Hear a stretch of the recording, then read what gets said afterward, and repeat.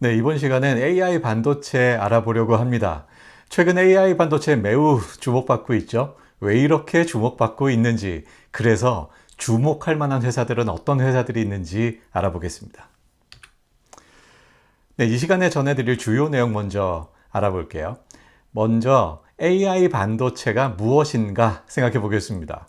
주요 프로세서들이 있죠. CPU, GPU, NPU 등이 있는데요. 비교해 봄으로써 이 AI 반도체가 뭔가 알아보겠습니다. 벌써 머리 아프시다고요?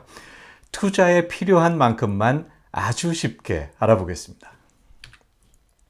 두 번째는 AI 반도체의 성장성입니다. 이 생성형 AI 서비스가 아주 또 주목받고 있죠. 이 서비스가 뭔지, 그리고 이 서비스를 위해서 AI 반도체 업체는 어떤 업체가 있고 그 업체들은 어떻게 앞으로 전망이 되는지 알아봄으로써 AI 반도체가 얼마나 성장성이 있는지 알아보겠습니다. 세 번째로 밸류체인인데요. 이 세 번째가 가장 눈 번쩍 뜨고 주목해야 될 부분입니다. 밸류체인이 어떤 밸류체인들이 있고 그 밸류체인에 해당하는 업체들은 또 어떤 업체들이 있는지 알아보려고 하는데요. 산업이 성장한다, 밸류체인 주목해야 합니다. 그 밸류체인들이 줄줄이 그 주가가 상승할 테니까요. 어떤 업체들이 있고 어떤 밸류체인이 있는지 알아보겠습니다. AI 반도체란 무엇인가 지금부터 간단히 알아보겠습니다. CPU 있죠? 여러분들 잘 아시는 CPU, Central Processing Unit의 약자입니다. PC에 내장돼서 우리의 아주 다양한 요구들을 척척 처리해주죠. 문서 작업도 하고 인터넷 서핑도 하고요. 쇼핑도 하고 여러 가지 합니다. 다 CPU가 처리해주기 때문에 가능한 일인데요. 따라서 입력되는 데이터 아주 다양합니다. 그리고 그 다양한 입력들을 처리해야 하기 때문에 그 특징은 매우 복잡합니다. 어떤 특징을 가지고 있다라고 한마디로 요약하기 좀 어렵죠. 그리고 처리 방식은 직렬이다라고 하는데요. 이 직렬이 뭐냐? 한 번에 하나씩 순차적으로 처리한다라는 얘기입니다. 그래서 이 CPU는 하나하나가 굉장히 똘똘한 녀석인데요. 그런데 한 번에 하나씩만 처리하기 때문에 한꺼번에 많은 데이터들이 들어오면 좀 버거워합니다. 그래서 나온 것이 바로 GPU죠. GPU는 입력 데이터가 그래픽입니다. 주로 그래픽을 처리하기 위해서 GPU가 탄생을 했습니다. Graphics Processing Unit의 약자죠. 특징은 이 그래픽 용량은 아주 단순하지만 대량입니다. 예를 들어 볼까요? 풀 HD 영상을 한번 생각을 해보면 가로 1920, 세로 1080의 그 점들이 찍혀 있죠. 하나하나가 다 픽셀이고요. 이 픽셀들이 모여서 화면을 하나 이룹니다. 이 화면이 풀 HD의 경우 1920, 1080, 즉 약 200만 화소 정도가 되는데요. 그런데 이 200만 화소는 프레임 한 장에 해당되는 화소 수고요. 1초에 30장 정도는 되죠. 그래서 1초에 30장의 그 200만 화소의 화면을 처리를 해야 됩니다. 그리고 각각의 화소는 또 8빛으로 처리된다라고 하면 8비트가 하나의 화소를 이루고요. 그래서 200만 화소 곱하기 8비트 곱하기 30장이 1초에 처리해야 하는 데이터량입니다. 대단히 많죠. 그런데 불행히도 최근에는 또 4K 영상이 상당히 확산되고 있는데요. 그래서 4K 영상은 가로 세로가 2배씩입니다. 그래서 총 4배의 화소를 가지고 있죠. 그렇다면 200만 화소가 아니고 이제는 800만 화소 정도가 되고요. 한 장에. 곱하기 8빛에 또 곱하기 초당 30장 해서 1초에 이만큼의 데이터를 처리를 해야 됩니다. 엄청나게 많은 양의 데이터예요. 그런데 한꺼번에 아주 많은 양의 데이터들이 들어오지만 사실 각각의 데이터들은 단순합니다. RGB 데이터들입니다. 이 RGB 데이터들은 CPU가 앞서서 처리했던 아주 다양한 요구의 다양한 그 데이터들과는 비교가 되지 않을 정도로 아주 단순하죠. 결국은 이 컨볼루션 매트릭스 연산으로 귀결되고요. 아주 수많은 곱셈들이 나타나게 되는데요. 이 곱셈들을 동시에 아주 여러 처리하기 위해서 하나하나는 아주 심플한 유닛들이지만 아주 많은 처리 유닛들이 병렬로 연결되어 있는 것이 바로 GPU입니다. CPU는 이 프로세싱 유닛이 아주 똘똘해요. 하지만 그 수가 제한적이고요. GPU는 프로세싱 유닛 하나하나는 아주 심플합니다만 아주 많은 유닛들이 병렬로 연결되어 있어서 이런 간단한 그래픽 입력들을 동시에 병렬로 처리를 합니다. 아주 빠르게 처리를 하죠. 그래서 CPU 대비 빠른 처리가 가능한데요. 대신에 그리 다양한 작업을 하지 못하고 그래픽 처리만 하도록 특화되어 있는 프로세서가 바로 GPU입니다. 물론 이런 작업들을 CPU로 처리할 수도 있어요. 그런데 CPU로 처리하려면은 굉장히 오랜 시간이 걸립니다. 하나하나 순차적으로 처리를 해야 되잖아요. 동시에 들어오는 그 많은 그 그래픽 입력들을 하나하나 순차적으로 처리하려면 할 수는 있지만 굉장히 오래 걸리죠. 그리고 여러 가지 능력들이 있는 이 CPU를 오로지 그래픽으로만 처리한다는 것, 또 큰 자원 낭비입니다. 그래서 CPU를 도와서 그래픽 처리만 전문으로 해주는 GPU가 탄생하게 됐죠. 최근 아주 주목받고 있는 프로세서죠. NPU 간단히 알아보겠습니다. Neural Processing Unit이라고요. 신경망 처리 유닛의 약자입니다. 신경망, 이 뇌가 들어가 있나? 라는 생각을 하시는 분도 어쩌면 계실지 모르겠는데요.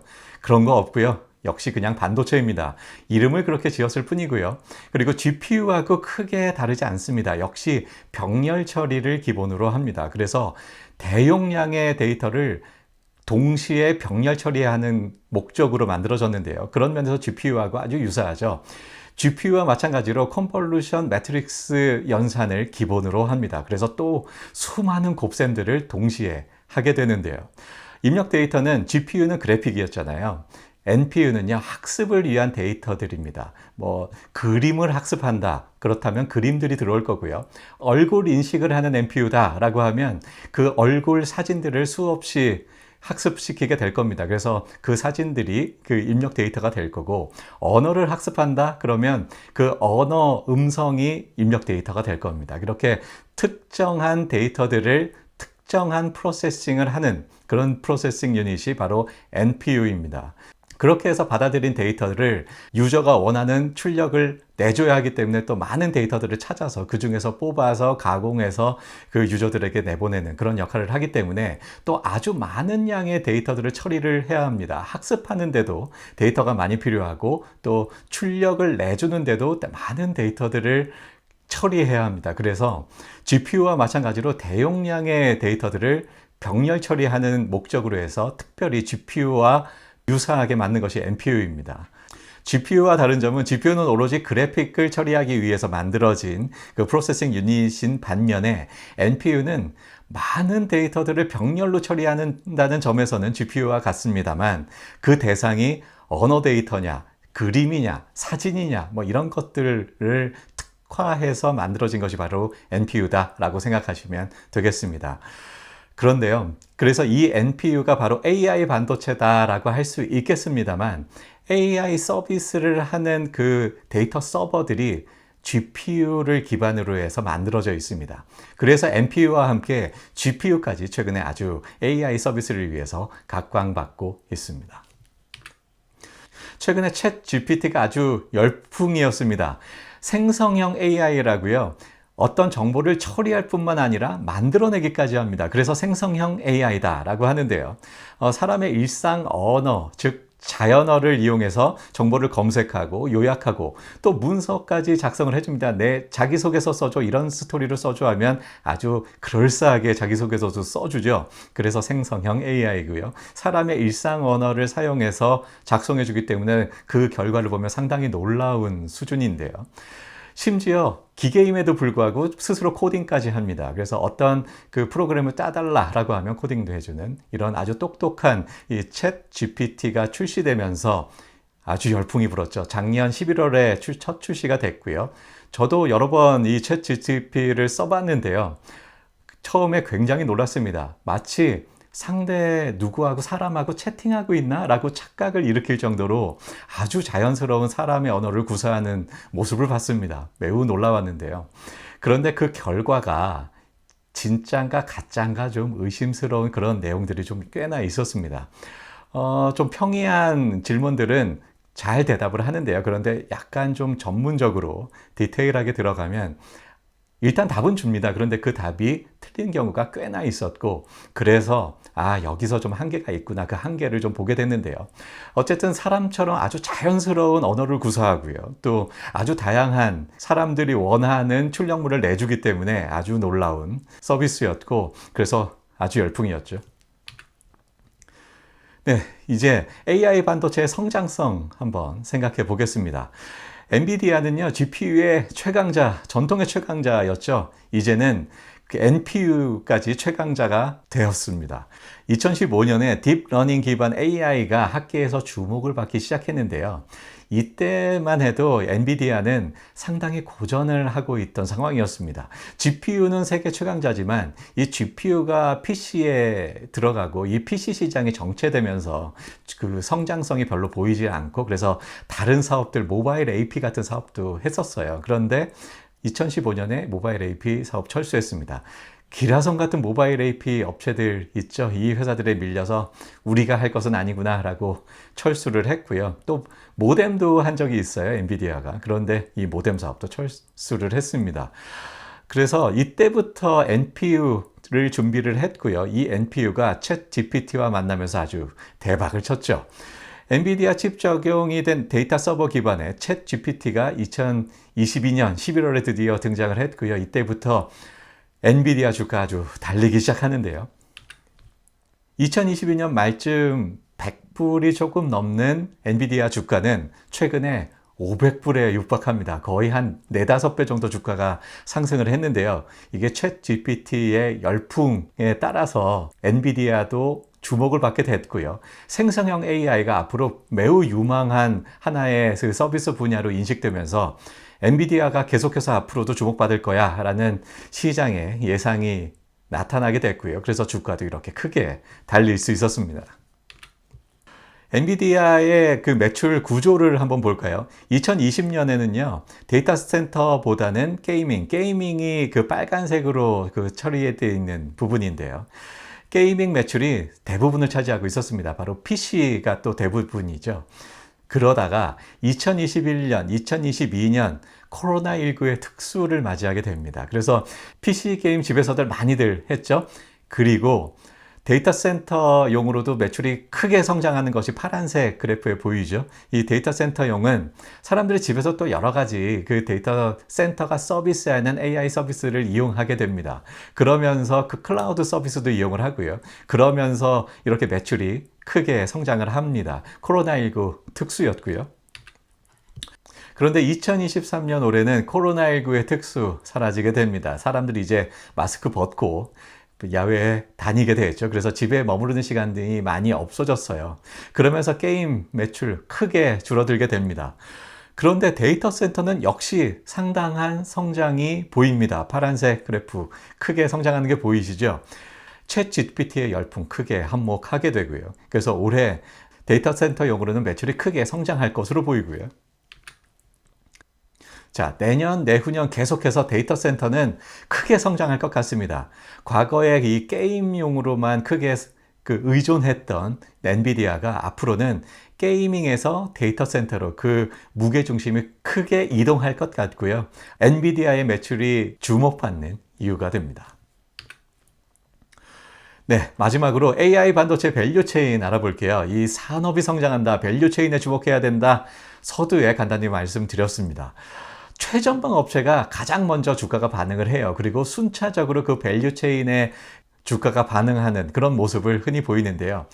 최근에 2차 전지 우리 아주 뜨거웠습니다. 2차 전지의 밸류체인도 순차적으로 이렇게 반응하는 모습을 우리는 봤습니다. 제일 먼저 2차 전지가 주목된다 하면서 LG화학이 아주 크게 주가가 상승하는 모습을 우리는 봤습니다.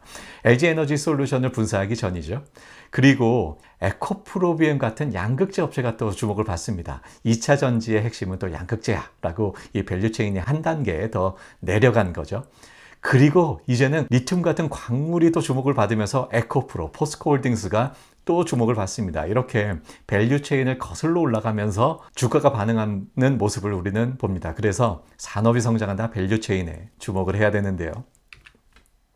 AI 서비스가 밸류체인 최전방에 있습니다. 자연어로 서비스를 하고요. 또 생성형 서비스를 하는데요. 오픈 AI의 챗 GPT가 대표적이죠. 이 AI 서비스는 그렇다면 어떤 프로세서로 서비스를 하는가? 또 주목하게 됩니다. GPU, NPU가 있고요. 이 GPU, NPU 때문에 또 주목받게 되는 회사 엔비디아와 AMD가 있습니다. 이 엔비디아와 AMD는 사실 그다지 반도체 프로세서 업체로서 그다지 주목받지 못하던 회사들이었죠. 그런데 AI 반도체로 최근에 아주 주목을 받게 됐습니다. AMD는 PC에 CPU 많이 하던 회사예요. 그런데 최근에는 AI 반도체로 상당히 주목을 받고 있습니다. 대용량의 데이터를 고속으로 처리하려면 프로세서만 있어서 되지 않습니다. 바로 고성능 메모리가 필수인데요. 고성능이란, 여기서 메모리에서 고성능이란 대용량일 뿐만 아니라 아주 고속으로 처리할 수 있어야 합니다. 그래서 최근에 주목받게 되는 메모리 HBM이라고 있어요. 하이 밴드위스 메모리인데요. 빠른 메모리다 그런 뜻이고요. GDDR 메모리도 기존의 메모리 중에서 가장 빠른 메모리죠. 이 GDDR 메모리도 상당히 중요해지고 있습니다. HBM의 최강자 SK 하이닉스입니다. 최근에 SK 하이닉스 주가도 꽤나 상승을 했는데요. 바로 이 AI 반도체가 주목되면서 HBM의 주가가 아주 높아졌고, 그래서 하이닉스도 그렇게 주가가 상승할 수 있었습니다. 삼성도 HBM을 열심히 하고 있고요. SK 하이닉스보단 약간 밀려서 주가가 반응을 하긴 했습니다만 SK 하이닉스만큼 반응을 하지는 못했죠. 그리고 마이크론도 메모리 반도체 업체로선 3위 업체입니다. 메모리 업체는 이렇게 3업체 정도로 다 정리가 됐어요. 그래서 이 3업체만 주목하면 될 것 같고요. 프로세서와 메모리가 고성능화 되기 위해서는 공정이 받쳐줘야 합니다. 프로세서가 고성능화가 되기 위해서는 미세 공정이 중요하고요. 메모리 반도체가 고성능화가 되기 위해서는 이 입체 공정, 3D 공정이 중요합니다. 10나노다, 7나노다, 5나노다, 최근에는 3나노, 2나노까지 얘기하고 있죠. 이게 바로 미세 공정인데요. 프로세서의 속도가 빨라지기 위해서는 이렇게 그 선폭이 가늘어지면서 미세 공정이 프로세서 성능에 매우 중요한 공정이 되고요. 또 메모리 고성능화를 위해서는 3D 공정이 중요한데, 반도체 공정은요 기본적으로 2D 평면 공정이에요. 그런데 이 평면으로는 메모리 고용량화의 한계가 있죠. 그래서 위로 쌓아 올리게 됩니다. 위로 쌓아 올리면서 메모리의 용량만 증가하는 것이 아니라 속도도 빨라질 수 있게 됩니다. 넓게 펼쳐져서 그 용량을 키우면 그 넓게 펼쳐진 반도체에 다 선을 연결해야 되잖아요. 데이터를 뽑아내기 위해서는. 그래서 속도도 느려져요. 위로 쌓아 올리면서 속도도 빨라집니다. 그 용량도 커지지만 말이죠. 그래서 이렇게 3D 입체 공정이 메모리 공정에 있어서는 상당히 중요한데, 이러한 공정의 발전으로 프로세서, 메모리, 고성능화가 이루어지고 있습니다. 대표적인 반도체 공정업체 TSMC가 있고요. 삼성도 TSMC에 추격을 하고 있는 상황입니다. 최근에 이 파운드리 비즈니스에서 철수를 했다가 다시 등장한 회사가 바로 인텔입니다. 인텔은 사실은 공정 능력이 상당히 좋은 회사예요. 그런데 10나노 근처에서 머무르고 있었습니다. 그리고 파운드리 비즈니스를 포기할 것으로 보였는데요. 그런데 미국의 바이든 정부가 들어서면서 반도체 아주 강조하고 있죠. 인텔을 선두에 내세우면서 다시 반도체 굵기를 강조하고 있습니다. 그래서 인텔이 우리도 미세공정 할 거야 해서 최근에는 3나노, 2나노까지 얘기를 하고 있습니다만, 아직은 상용화하고 있는 공정은 10나노까지인 것으로 평가가 되고요. 아무튼 앞으로 인텔의 활약 기대해 볼 만할 것 같습니다. 네, 여기까지 해서 AI 반도체 대략적으로 알아봤습니다. 앞으로 AI 서비스, 프로세서, 메모리, 공정 각 밸류 체인별로 어떤 기술의 특징이 있고 앞으로 어떤 기술이 유망한지, 그 기술에 해당하는 유망한 회사들, 어떤 회사들이 있는지 발굴해서 하나하나 소개해 드리도록 하겠습니다. 앞으로 펼쳐질 내용 기대해 주시고요. 구독, 좋아요 부탁드립니다. 시청해 주셔서 감사합니다.